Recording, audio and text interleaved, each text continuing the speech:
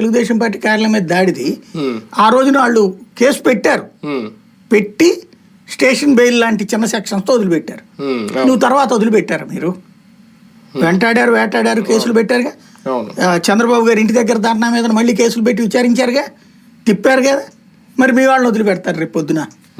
నువ్వు ఇవాళ ఆపితే రేపు పొద్దున ఏమవుతుంది అంటే ప్రాక్టికల్ కాన్సెప్ట్ పబ్లిక్ అన్న అనిపించాలి కదా. నువ్వు చేస్తుంది రైటా రాంగ్ అన్నటువంటిది.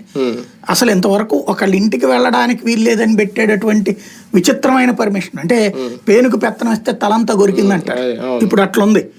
నీకు ఇచ్చినటువంటి పెత్తనము లేకపోతే నీకు ఇచ్చిన అధికారము బాధ్యతతో కూడింది, అహంకారంతో కూడింది కాదు, అభిజాత్యంతో కూడింది. అంటే ఒక వ్యక్తిగా లేదంటే ఒక ప్రతిపక్ష నాయకుడికి స్వేచ్ఛ హరించినట్టు అవుదా? రేపొద్దు నేను కోర్టుకి వెళ్ళొచ్చు దీని మీద? ఏముండదు.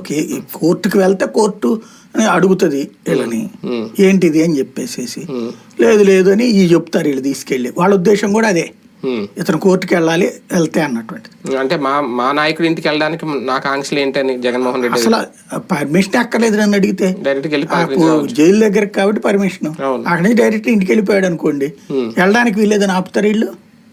అంటే ఇప్పుడు అనుమతి ఇవ్వలేదు కాబట్టి అడ్డుకుంటారు. అనుమతి ఏంటంటమ్మా దానికి?